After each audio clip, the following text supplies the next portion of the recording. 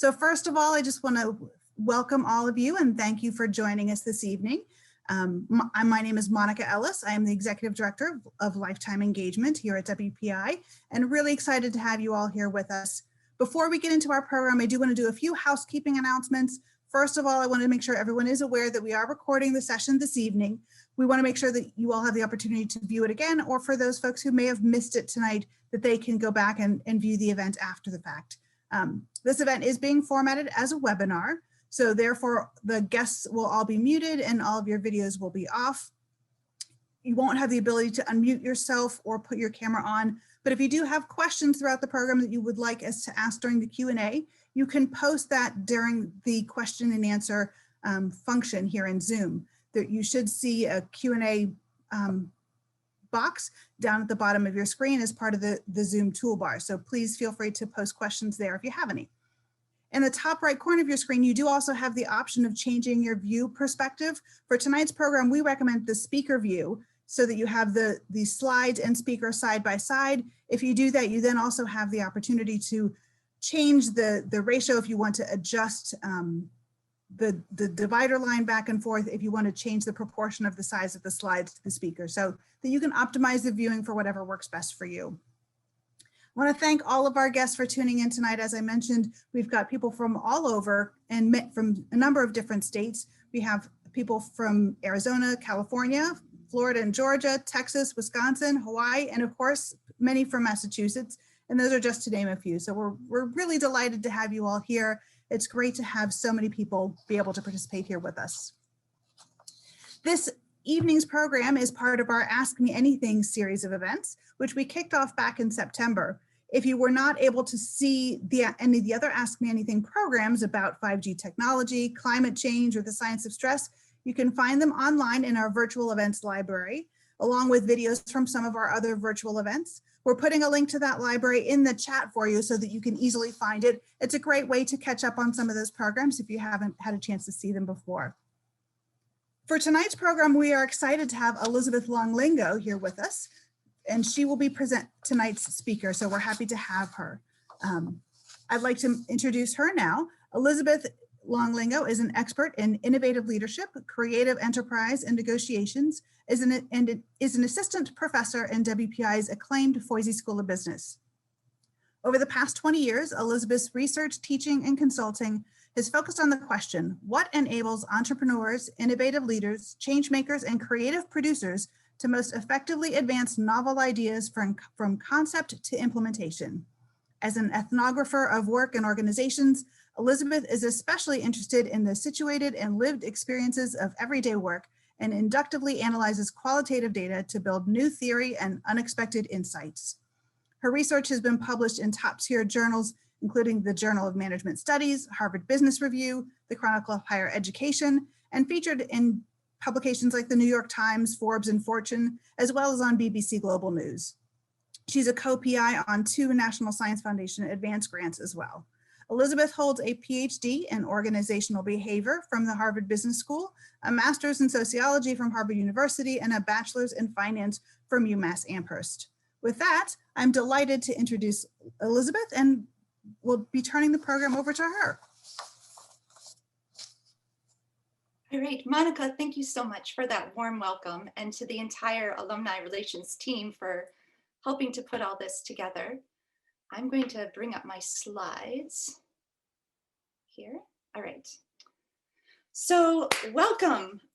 Usually it's always kind of an interesting thing to talk and not be able to see your audience. And so I just wanted to say hello, and I look forward to hopefully meeting you in person at some point in the future when we can gather together again. So today we're going to talk about power. And if we were in the room, I'd be asking, kind of raising hands, like, what do you think of when you think of power? And usually when I ask this question, a few kind of subtle ideas start to come out. So one is this first response where, half the room just sees power as this horrible thing, and it's about oppressing people, right? And power is bad, and they don't want to think about it, and they don't want to engage it. Or they think of that, it's only of the people who are at the very top of the organization, right?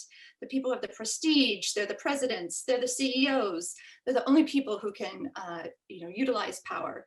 Or they think of it as a personal trait, right? That charisma to help convince people and influence people to do what you want them to do, and that being the source of power. Then on the other hand, there's some other kind of perceptions of power. And, I often hear kind of comments about, well, the last time I tried to make something happen and exercise power, I felt like I was hurting cats and half the people weren't listening to me and other people were giving me the side eye and it wasn't working exactly as I hoped. Other people talk about it and it's even more extreme where, they try to exert their power to introduce their novel idea or try to drive change, and they kind of are faced with a revolt, right? And people are disgusted and totally not engaged.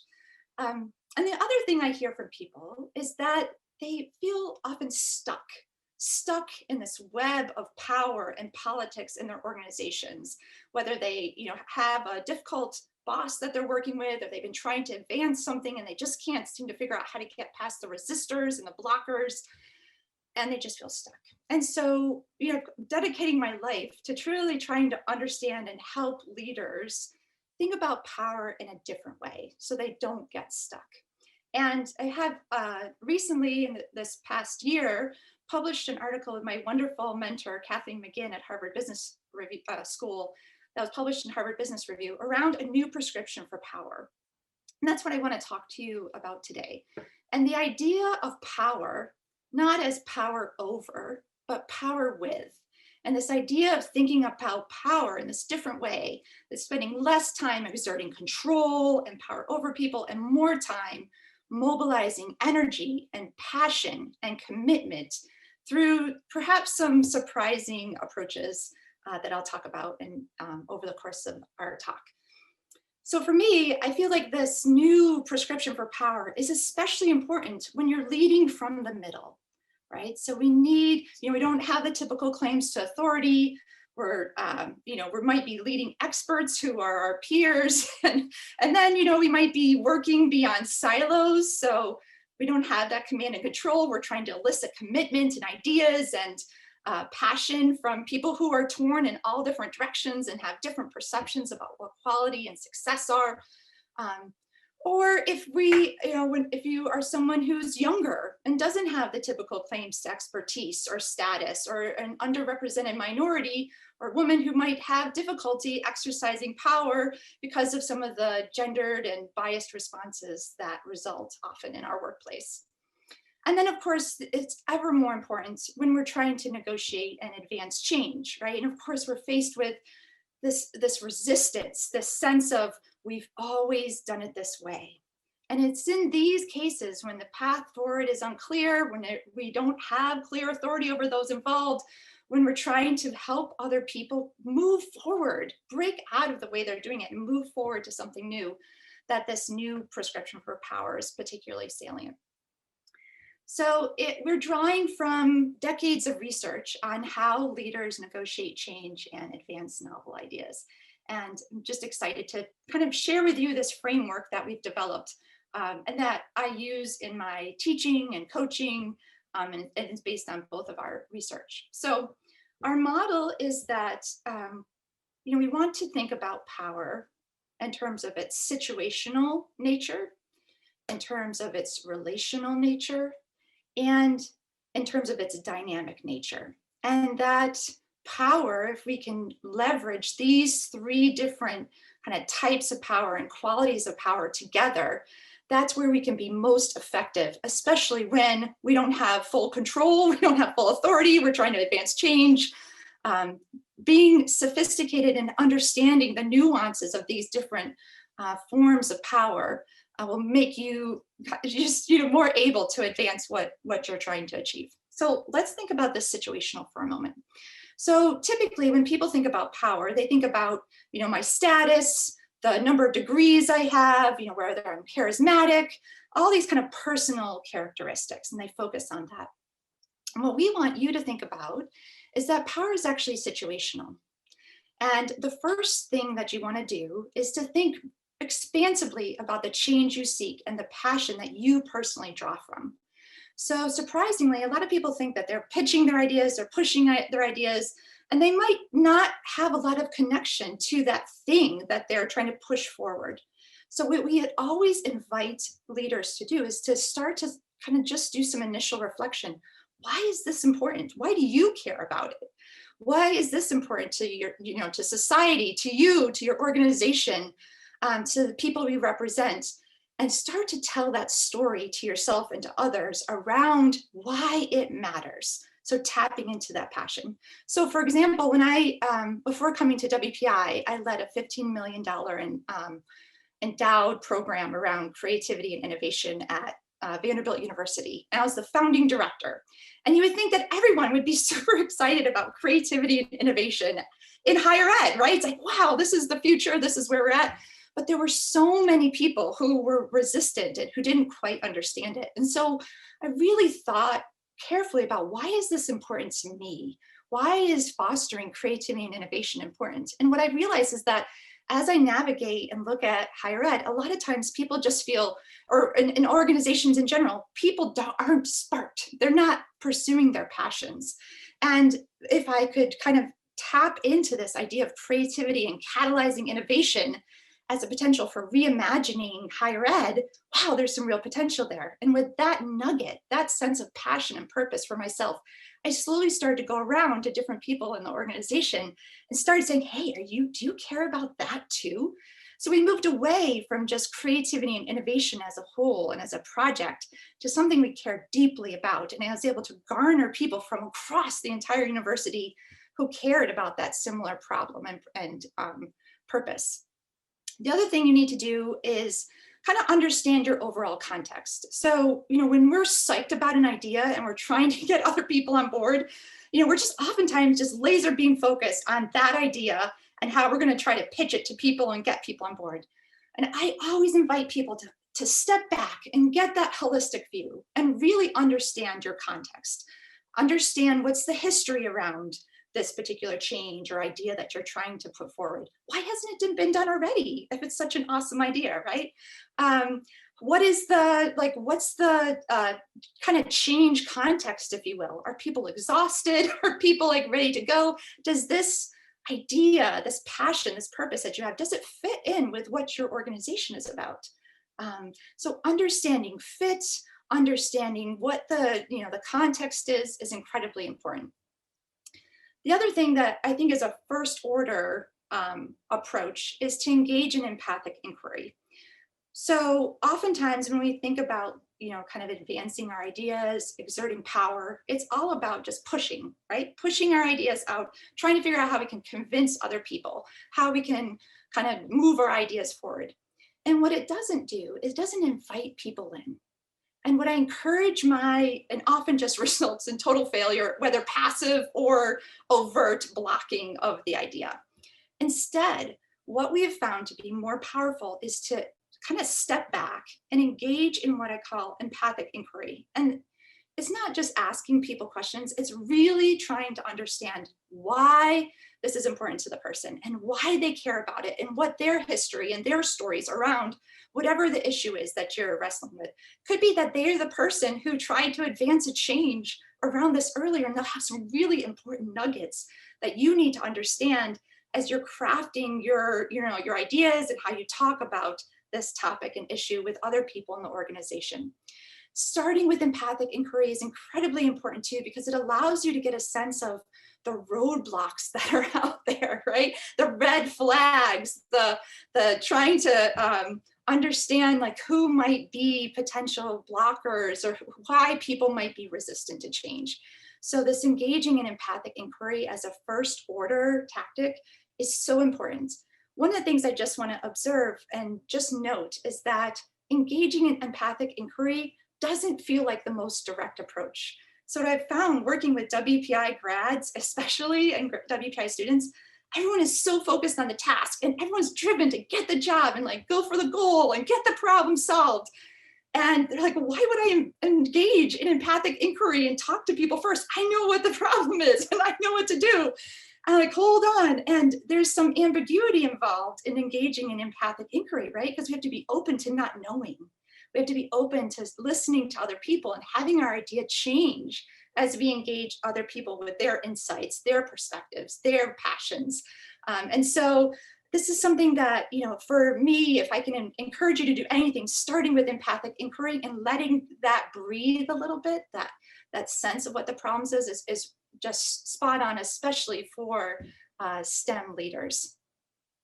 Finally, another piece of this is oftentimes when we're going out to do the empathic inquiry or we're trying to pitch the ideas to people, we often think, of the people who have the titles and the credentials and the big power players within our organizations. And we ignore the lived experience and the wisdom that exists on our front lines or on our shop floors.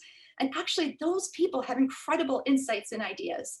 So, if you're, and I always encourage my, my students and my executives that I work with, who are the unexpected experts who would never expect to be asked by you about this particular topic? Go find them and hear what they have to say. And you will be so surprised because they're often a source of like deep wisdom, deep insight. And not only by that do you get that, but also by asking them, you build credibility for yourself that you care and that you understand their importance in this change effort. It's a great way to build goodwill and support that you've invested the time to understand their perspective around it. I can't even tell you how many times now with the graduate, like in the exec ed and graduate programs, I hear these young, young graduates or people in mid-career, and they're like, oh, I'm tasked with this change effort. And, I have this idea, and these older kind of shop people, they're just so resistant. They don't want to go for the new.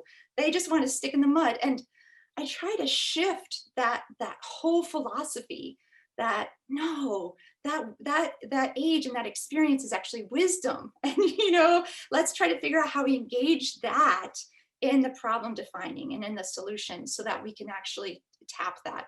Because otherwise you're just a newly minted MBA who's coming through and telling them what to do, and you'll be gone. And another 3 years, they'll still be there. So those are the people that you really want to pay attention to, those unexpected experts. So if we think about exercising situational power, this job title and personal charisma will only take you so far. So you want to think about the following questions, I think are useful prompts that we've developed. So first, what do you seek to accomplish, right? But why is this goal, why is this important to you? And why is it important to not only just you, but your company and society? So tapping into that passion and that purpose and trying to understand why it matters and, why hasn't it been done before if this is something that's so important? So part of what you're trying to do is do this internal reflection and then reflecting on these questions with the other people that you're engaging in your empathic interviews about, if this is so important, why hasn't it been done before? What roadblocks have you encountered, or what do you think might happen? Should I try to go around them? Should I try to pursue a slightly different goal or with a different framing? Do I need to seek a different environment to start the ball rolling around this idea? So this is where power comes from. Power comes from this passion and from trying to understand the landscape better. And then thinking about these personal sources of power besides just title and personal charisma, but as shared commitment and existing practices and core values of your organization, shared lived experience. That is what you're trying to harness, and it already exists if you can tap into it. One of the things that's interesting is this core values piece. If you have an idea that you're trying to advance some change around, say sustainability, or trying to think about a new market, and it resonates with the core values and you can hook it to that, that's power, right? And that's power even if you're in the middle management, right? You can start to engage these larger conversations and strategic vision around the organization and have that alignment. That alignment is a source of power for you. And then finally, how do I best leverage these sources of power to mobilize others? Sorry. Okay, so now let's think about, so we have situational, which is trying to understand who or like why people care and what's the landscape. But there's also this other kind of domain of power, which we call relational. So the first thing I also recommend, in hand in hand with this empathic inquiry, is scoping out the relational landscape. And so your idea is you want to make sure you're not blindsided by people who aren't necessarily directly involved with your project, but might be kind of on the periphery, or they might be in a different silo of your organization and might have similar interests, or similar kind of concerns that might be kind of triggered to block you. So the idea is to just really map it out, all the different people, so the users, your community members, your funders, your peers, your colleagues, your managers and bosses. So like on all dimensions of the compass, map it out and think who can provide necessary expertise that I need for this project? Who's a source of resources or information? Who can provide legitimacy and status to this project? Who might this help, right? So who are the users? Who would benefit for this and could be potential allies? Who's personally loyal to me or to the people who are also on this project? And who are the bystanders or the people who might seem to be neutral and are just waiting to see how this is going to play out? And then who might be the resistors?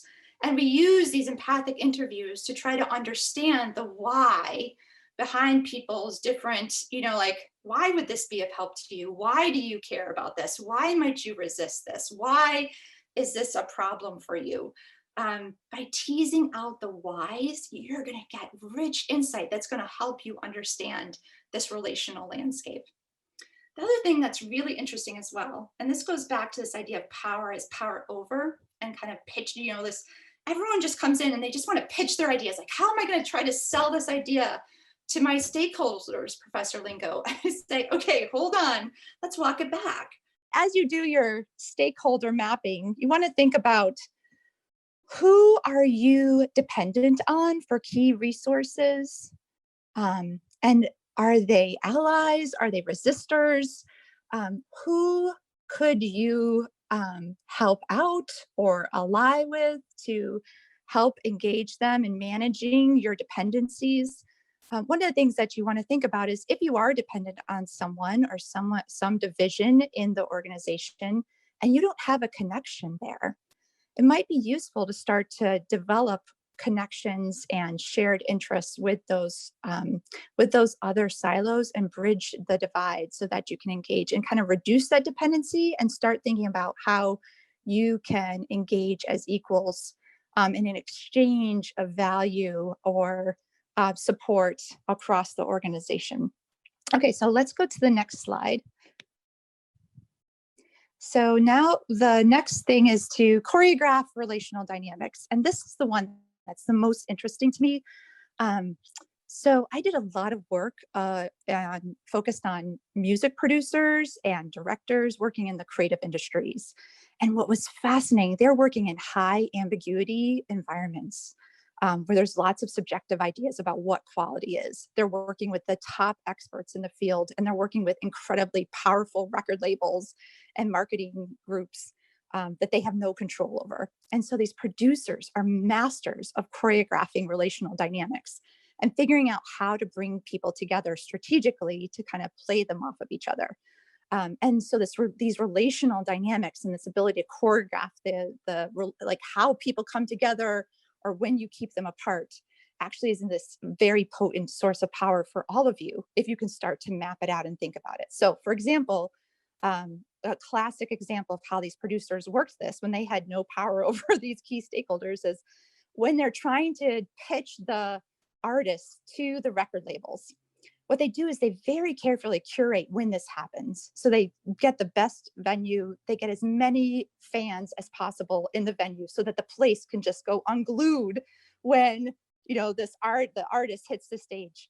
But more importantly, they also strategically bring together all like 3 or 4 different record labels. And they strategically make sure that everybody knows that's everybody's there. And the producers work the room. They slowly go from person to person, checking out who's most interested, letting them other ones know, oh, you're interested. And suddenly it creates a market for this artist where one didn't exist before. So that's this really interesting approach to kind of choreographing the dynamics so that all of a sudden, the labels feel like they're competing against each other, and suddenly all of a sudden they move to action much more quickly. Similarly, for another example from the music industry is watching all of these experts who are in the room. And oftentimes what we want to do when we start a project, we have a kickoff event, we want to bring everyone together, right? To co-create, to co-imagine, to start to get buy-in. But it can really trip you up if you haven't done the strategic work of, before you bring everyone together, going one by one to really understand where that person's coming from, whether they're a blocker, what their concerns are, so that you can not be blindsided or caught unawares when someone you thought was on your side suddenly raises a major concern in that meeting when everyone's brought together. So paying attention to those relational dynamics, also giving feedback, especially to high level people, making sure you give it to them one-on-one or in private rather than front stage in front of other people. That's also a source of power for you in terms of getting that person on board and behind you, because you've respected them and you've acknowledged that their expertise and their credibility with their peers matters enough for you to do the conversation one-on-one rather than in front of their peers. Okay, next slide. And finally, in terms of this relational dynamic, it's really important to think about where you invest your energy. We can't network with everybody. We can't have strong ties with everybody. And so really just thinking thoughtfully about who do you invest your time with, who do you need to build relationships with in a particular department or group, but finding those people, not just to have that relationship, but find the people who have the shared values, who are respectful, who have that shared sense of core values of where this organization should be going, and then nurture those relationships. Don't take them for granted. And I know we all have scarce time, but that nurturing the relationships so that you can call on those people to truly step up for you and support your endeavor, spread the word for you, get excited, connect you with other people. That is some of the best investment that you can make from a relational perspective. Okay, so now let's go to the next one, which has a series of kind of animations. And these are just questions to think about your relational network landscape and this idea of fostering relational power. So the first is thinking about who is necessary to help bring my idea to life, making sure you're aware of the larger networks of people and how you can make it easy for those people to say yes to your idea. And one of the things that's interesting is this is a negotiation, right? So one of the things that's key is you get information and insights from all the different stakeholders about what they need, what they care about, what their real underlying interests are. And it could just be that they want recognition, right? But you need to inquire about that and then kind of integrate across all those different needs and articulate for people where the trade-offs are and where these competing ideas and demands are, so that people can understand why you're making the trade-offs that you're making, why what you're wrestling with as you're trying to advance this change. But your goal is trying to make it easy for people to say yes to your idea within constraints. Who might be unexpected allies, blockers, why, how might my goals coincide or conflict with theirs? And it could be from a task perspective, it could be from a career perspective, it could be, oh my goodness, I'm going to have to change my way of working if this happens. Really tease those out. And the idea is to try to design along the way solutions that, again, make it easy for the person to say yes and that acknowledge those points of resistance. Thinking about who's dependent on you, on whom can you depend, who are you dependent on, how can you reduce the level of dependency in your network and enhance the extent to which people depend on you, because that is a source of relational power.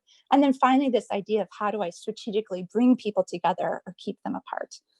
Okay, so we've worked through the situational, so next slide. And now we're gonna go to this final sphere of the dynamic nature of power and how you can leverage that to your advantage. So the next slide, as you're going along, you might be feeling like you're making great traction, or maybe it's kind of taking longer than you think, or maybe you're struggling, but no matter what the case is, it's always invaluable to pause and to reflect on where you're at. How are things working? Are the power dynamics changing? Are the vision and the strategic mission of the organization changing? Have silos changed?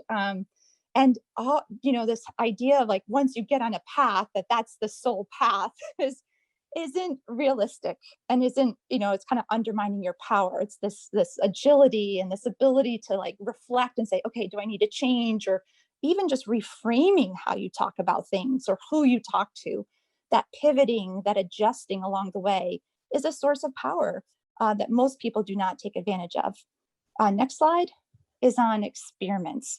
This is really interesting to me. So leaders often think of power as making huge change. I'm going to implement this big idea and everyone's going to come on board.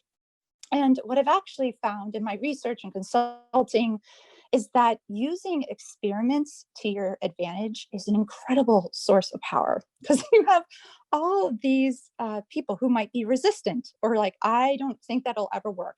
Doom, doom, doom. And what you're trying to do is make it, again, easy for them to say yes. See if you can try something rather than rolling out a huge initiative. Try it. Try it in a small contained space for 2 weeks or 3 weeks or whatever the meaningful amount is with a small group of people and say, we're going to try this as a pilot and we're going to learn from this and solicit your feedback so we can make this better. This helps negate some of the resistors and the blockers, because now you're not pushing wholesale change on them. You're inviting them into, okay, we'll try it. We'll see if the sky falls. If it doesn't, we'll actually be able to allay that fear and we'll design it better from what we've learned. So starting to think about anything you do as a series of experiments to learn from, again, using this process, the dynamic nature of power to your advantage. And finally, this last slide is this idea of giving resistors time to come on board. So oftentimes when we are trying to exert power and make things happen, there are resistors, right? Because what we're doing is we're challenging the status quo. And that's okay. And what I see time and time again are people put a lot of energy in trying to convince resistors right off the bat. Like, if I can only get this person to buy in, then we've got it forward. But that often is a waste of your energy and your resources. And you might be better served, and often better served, by just, initially engaging with that resistor, trying to understand through that empathic inquiry what's going on for them, what are they concerned about, and then just let it sit for a little bit. You can kind of design it into your co-created solution. But the idea is to start to bring on as many other people as possible throughout the organization, building coalitions, building momentum, so that resistor actually, by using time to your advantage, has to say yes. They ultimately, they're just surrounded by all these momentum and the support, that then it actually does this, it does the job for you, and the resistors often will come on board.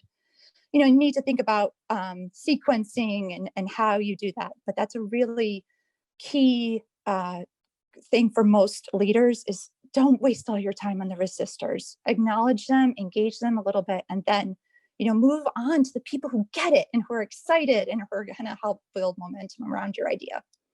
Okay, and then the final slide here is this idea of power is dynamic. And so here are the questions that you want to think about. So what is different in my power landscape? Even on like a monthly basis, put it in your calendar to just reflect. I mean, we're all so busy, we're all slammed, but this reflection is going to make you smarter and more effective with exercising power and make things happen. So just review it. What's going on the stakeholder mapping? Are there new allies, resistors, key players, new dependency? Is there new information? Maybe a shift in the larger kind of ethos in the organization or in society. How can I adapt my tactics and strategy to reflect those changes? And am I pivoting? Do I need to take a slightly different tact? And that could be in terms of the approach you use or just the framing. What power bases do I need to develop more fully now? Now that things have evolved a little bit, and how might I do so? And then these other things are about these small scale experiments.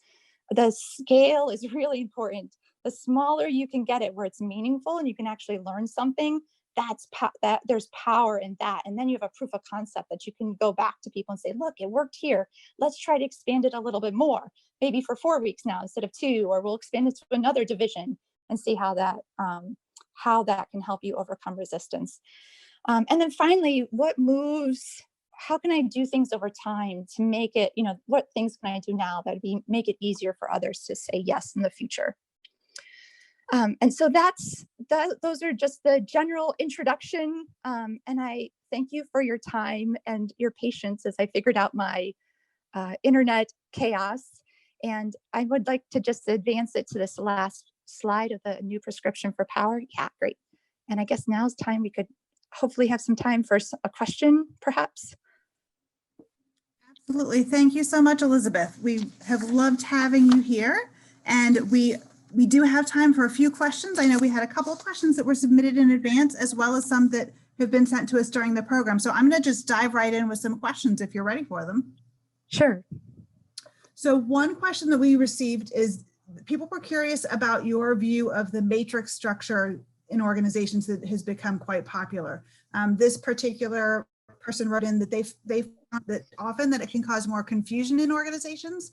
And we're wondering if you find that boundaries or good structure can help more with working across silos, or are there better structures that have been proposed that can help foster those kinds of collaborations?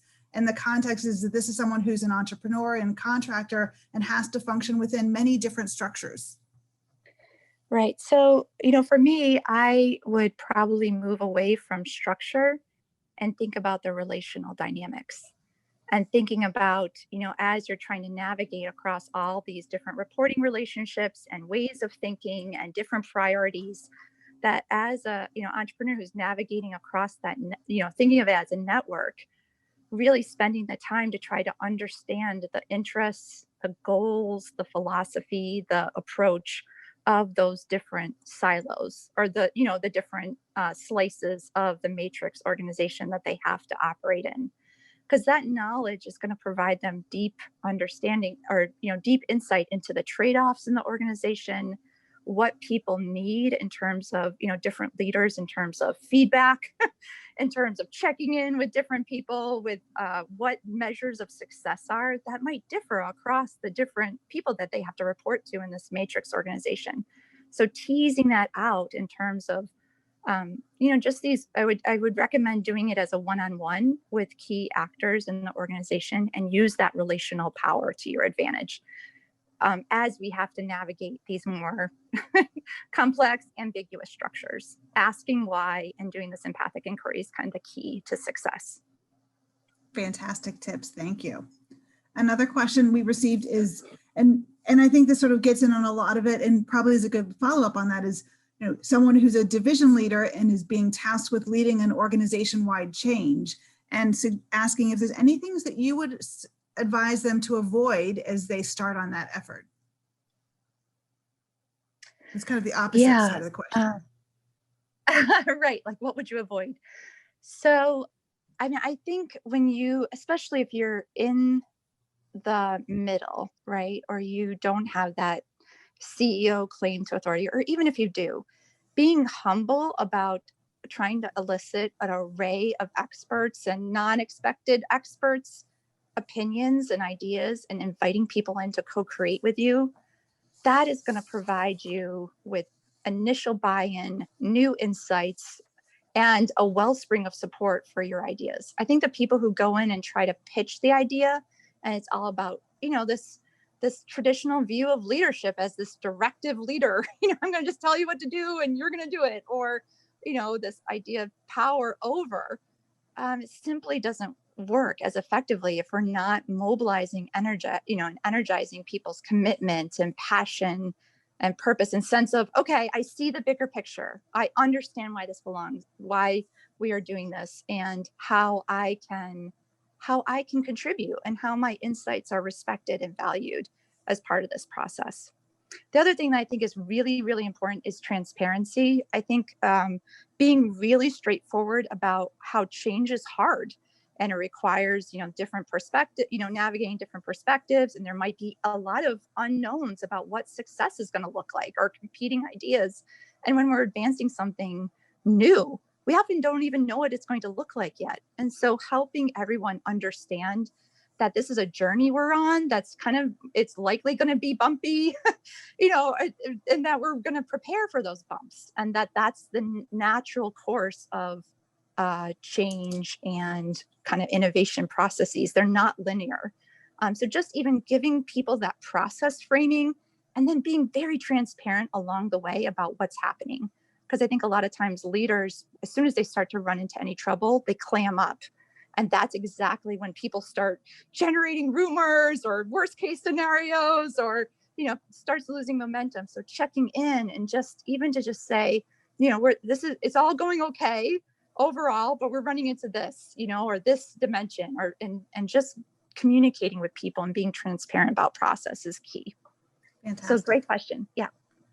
Another question that came into us in advance is about the servant leadership model, which has often been touted as the preferred leadership approach in many organizations. And this person noted that their experience has been that men are often rewarded for exemplifying that, while women can be penalized and characterized as weak for the exact same behavior. And they were curious on your thoughts on that subject. Yeah, so it's very difficult navigating these gender dynamics. I'll just say that. But one of the things that I have found around servant leadership that's especially tricky is that in some ways, the servant leader is all about supporting the other people and helping them rise up. And what I have found is that actually you need to not only think about the other people and supporting them up, but as a leader, you also need to have your own strategic vision and your own sense of where, the collective, everybody's contributions fit as a larger whole. And so I call this integrative creative leadership. So you both have your vision and your sense of where you want to go and how it's anchored and aligned with the larger organization. And you recognize the expertise and try to figure out how you can catalyze the expertise of all the individuals, that you're leading within constraints. So, the servant leadership, I think one of the challenges oftentimes is that it doesn't recognize the real constraints and the need to kind of maybe do trade-offs across people over time, because you simply don't have all the resources you want. And you have to be creative about how to integrate and move up and kind of abstract all the different ideas and passions and purpose to a larger whole. And sometimes it can get lost in the servant leadership approach. I think with this, if you can invite people to really think about their purpose, their passion, that what they're excited about, and really truly listen, that's a source of power there. And then if you can explain to them, this is what my strategic goal is, this is what my demands are, and then try to negotiate between those two. That's actually this integrative, creative leadership is this incredibly powerful model, but it's negotiated. It's not just acting as a servant. And I think that approach actually works really well for women and underrepresented minorities, because then it's not about a personal attack on a person or, a sign of weakness. You're actually demonstrating your vision and how everyone fits together as a whole. In a more sophisticated way. So that can work really well for underrepresented minorities and women in leadership positions. But that it's negotiated, not just servant leadership. Terrific. One of our attendees this evening submitted the question asking, how can I leverage sources of power when interviewing for a job?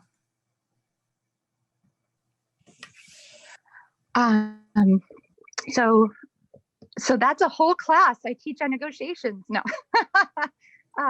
So one of the things that's really important is, first of all, the alternatives. So your dependency, that piece in the network, or the relational power, and thinking about if this is the only offer you have, you're highly dependent on that other person. But if you can create some other alternatives, that helps improve your power within that negotiation. The other thing is that I often recommend that you think about these job negotiations as much larger, longer horizons. Your job negotiation starts even before you start working with, negotiating with them at the table. You're thinking about who else knows them, how you can create credibility, legitimacy, using your network to try to buoy your reputation, and also do the hard work of gaining that credibility and demonstrating your story to make it so that you're as viable a candidate as possible. But it's really around the understanding your passion, your purpose, so you can tell that story compellingly, do the work of actually, manifesting that and having good stories around that, and then developing alternatives so you reduce your dependence on the other person, and you can use that as leverage. Great. One of the other questions submitted by one of tonight's attendees, is it limiting to categorize stakeholders into discrete buckets? For example, resistors, perhaps as you had said, aren't the why and what specific issues that drive resistance more important. So resistors and supporters are really points along a spectrum. They are all stakeholders to some degree or another. Totally. I totally agree. So, they're not going to be just, and I appreciate that nuance. Like, that's exactly how, when I talk about it in more depth, people are resistant for a whole array of reasons, right? And so we're trying to tease out what all of those are. And some people, might be slightly resistant, more convincible, and other people are like, absolutely not, because you're challenging my job, And so I think this idea of thinking about them on a continuum and eliciting all the underlying interests and points of resistance are exactly right.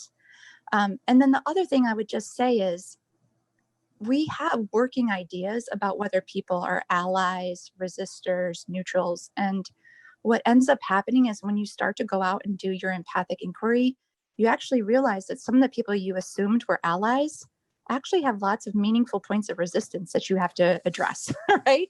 And the people who were the resistors are actually, wow, once you started to really tease out the why behind their points of resistance, or what they care about, or how they think about this problem, it actually might turn out that they're actually an ally, And so what is really important is that you test your assumptions through actually talking to the people and other people about them, so that you can gain as much insight as possible into all these nuances along this continuum that you're talking about.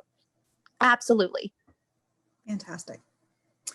Another question, and the person wanted to know if you can contrast this approach of moving your own solution idea forward with that of inviting the whole system to develop a solution with guardrails established by the leadership.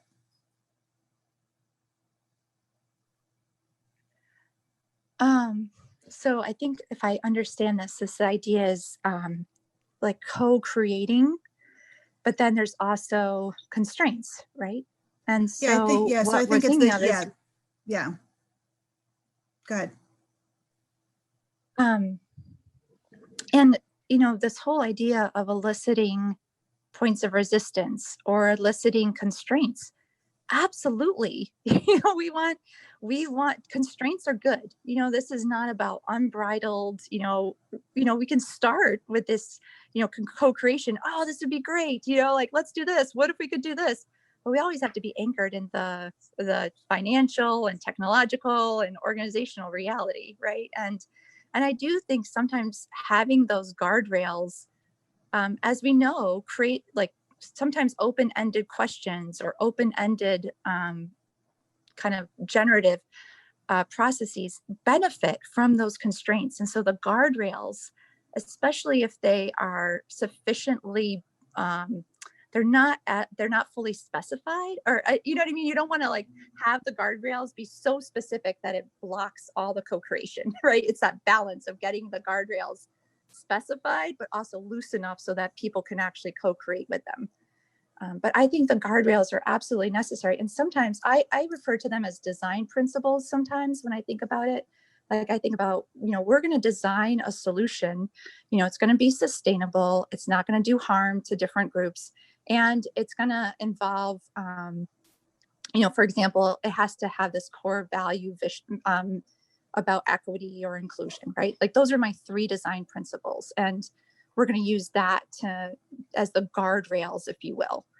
And you can use, like organizational guardrails in terms of budgets, or in terms of it has to support the mission of this, the strategic mission of the organization, or be anchored in it. You could also use, like, as a guardrail, it has to cross silos, right? Like, part of the design of this solution is that it's going to break down silos. That's a really meaningful guardrail that you could put on your design process to kind of push your thinking about what's possible, and to get you all co-creating perhaps in different ways that you've done it before. So I think articulating those guardrails also should, could be a co-created process, or, if they're given from above, then they're your constraints and you have to work around them creatively. Great, really helpful context, and great to think about those as the different design principles that you can utilize. I think we have time for one last question, so I will put this one forward. And the question is, how can we encourage or train people who are not in power or leadership to recognize the value and their own power in using empathic skills? Do you have sort of a couple of tips that we could use to encourage those around us? Oh yeah, and it's always, especially in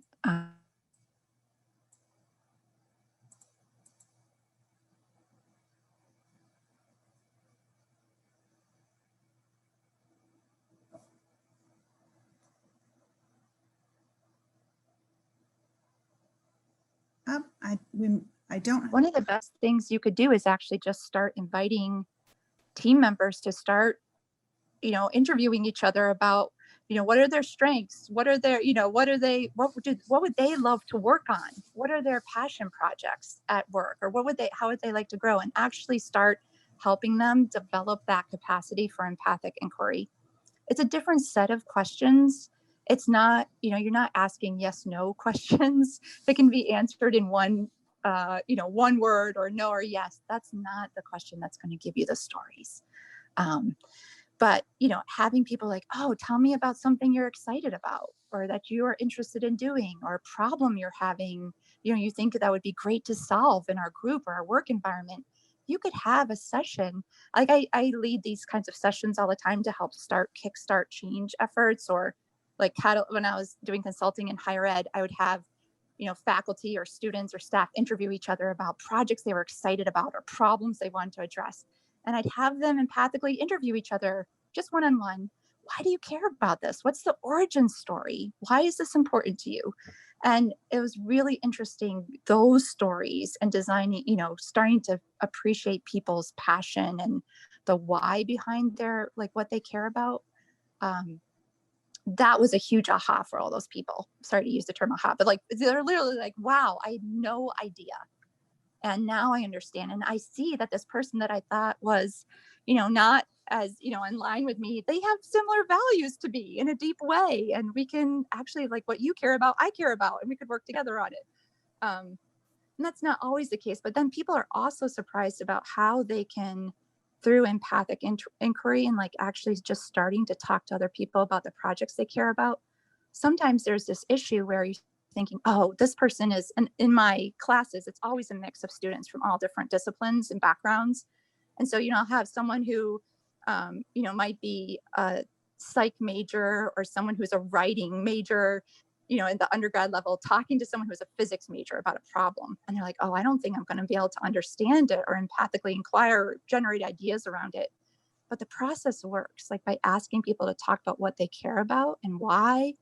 Then it enables people to talk about their scientific and STEM, kind of problems and questions in a more approachable way, which is the other side of it as well, right? Like, actually getting people to talk about it in a way that makes sense to other people. So anyway, and people are always surprised, like, wow, I had something to contribute to this other person in this totally other field. And now I have a sense of what they're doing and what they care about, and can kind of make that connection across. So I encourage you to just start you start creating these, empathic, moments for empathic inquiry for your staff members or your team, and have people reflect on how it worked. What was surprising? What was hard? Some people find it really hard, and that's okay. And legitimate that. It's a muscle. Like, I think about all of these things that I'm talking about today as like these muscles that we have to build and develop over time. They're, it's almost like a power fluency, if you will. So anyway, just couch it as it's a learning process and they're going to get better over time, so people don't get frustrated. Terrific. Well, thank you so much, Elizabeth, for being here with us tonight. I really enjoyed your talk. It was definitely a very thought-provoking topic. So interesting sort of hear about this perspective, and I'm looking forward to reading more about your work. Thank you to all of our guests for tuning in with us this evening as well, and to my teammates Aubrey and Jen, who were sort of helping on the back end with the program and managing all the technology. We appreciate your efforts as well. As I mentioned previously, our next Ask Me Anything program is scheduled for April 29th with our new Dean of the Business School, Deborah Jackson.